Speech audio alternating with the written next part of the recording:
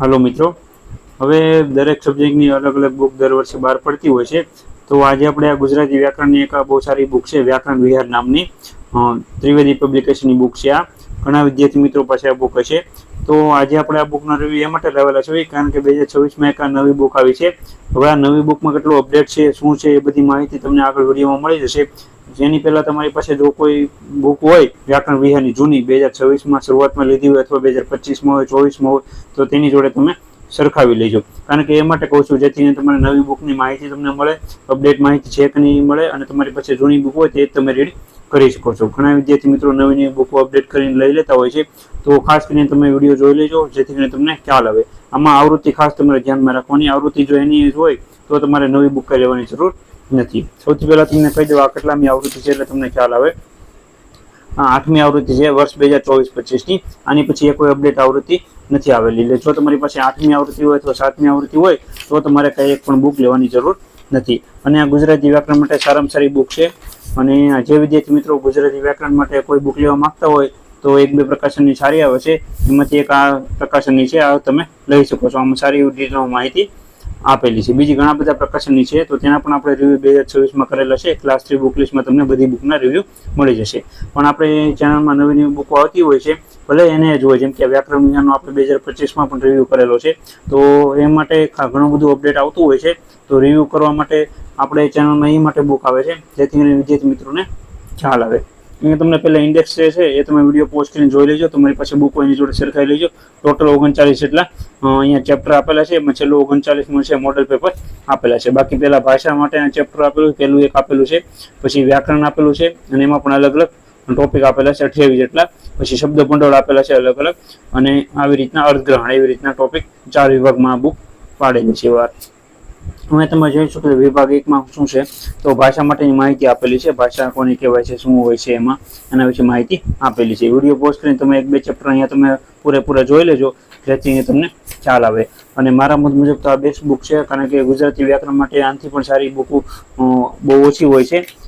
બાકી 1-2 પ્રકાશનની બીજા પણ આવે છે, તો એના કરતાં તો આ બુક સારી છે।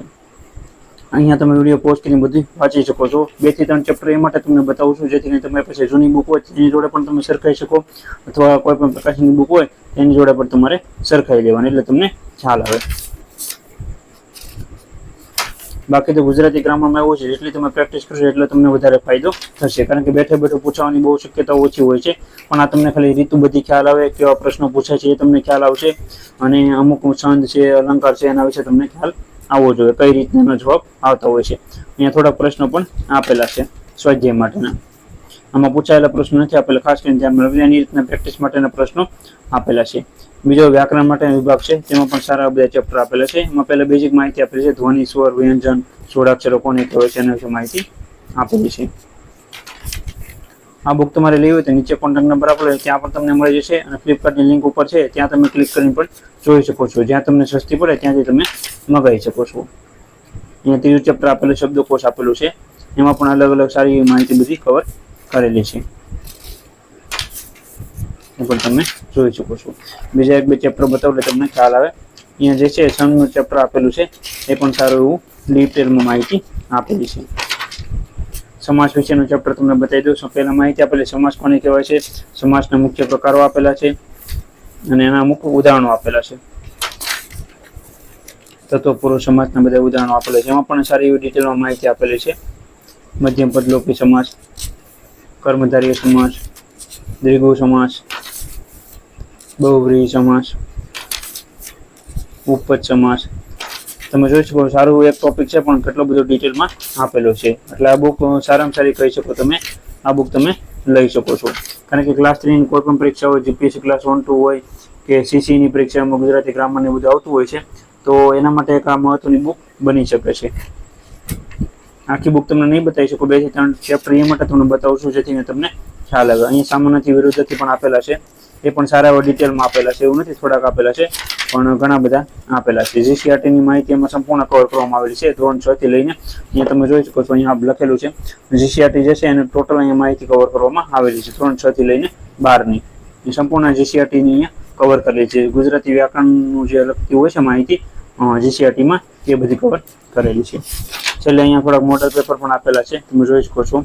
અત્યારે અર્થગ્રહણ પૂછાતા હોય છે તો તેના પણ ટોપિક આપેલા છે, થોડા ઘણા ઉદાહરણો, અને છેલ્લે 1-2 મોડલ પેપર આપેલા છે. તમે જોઈ શકો છો આવી રીતના છેલ્લે માહિતી કવર કરવામાં આવી. જીસીઆરટી ની બધી માહિતી છેલ્લે આપેલી છે. શબ્દ સમૂહ માટે એક શબ્દ છે, કહેવતો છે, એ બધી માહિતી બધી કવર કરેલી છે. અને આ બુકની પ્રાઇસ તમને જણાવી દઉં એટલે તમને ખ્યાલ આવે. આ બુકની પ્રાઇસ છે 449 રૂપિયા છે. આમાં તમને ડિસ્કાઉન્ટ મળશે. નીચે કોન્ટેક્ટ નંબર આપે ત્યાં તમે ફોન કરશો એટલે સંપૂર્ણ માહિતી તમને ચડાવી દેશે. આવી રીતના એક બુક રિવ્યુ હતો. ખાસ કરીને નાનો બુક રિવ્યુ તો એ માટે લાવ્યો હતો કે નવી બુક 2026માં અમારા ધ્યાનમાં આવી કે આ બુક એક નવી આવી છે, તો એને રિવ્યુ કરી લીધો જેથી તમને ખ્યાલ આવે. બાકી જે છે તમારી પાસે જૂની બુક હોય તમે રીડ કરજો, અને આવી રીતના આપણી ચેનલમાં તમે જોડાયેલા રહેજો. તમને નવી નવી બુકના અપડેટ રિવ્યુ આવતા રહેશે, જેથી નવી નવી પ્રકાશનની બુક આવતી હોય છે, નવી નવી અપડેટ થતી હોય છે. તો તમને આપણી ચેનલમાં ઘણી બધી બુકના રિવ્યુ આપેલા છે, ક્લાસ 3 જીપીએસસીના બુક લિસ્ટ આપેલા છે. તો પ્લેલિસ્ટમાં જઈને તમે બધી માહિતી મેળવી શકો છો, જેથી કરીને તમારો સમય પણ ન બગડે અને પૈસા પણ ન બગડે, અને વહેલી તકે તમે ગવર્મેન્ટ જોબ મેળવી શકો છો. વિડીયો ગમે તો લાઈક કરી આપજો, તમારા મિત્રોને શેર કરજો, જેથી તેને પણ નવી નવી બુકની અપડેટની માહિતી મળતી રહે. Thank you.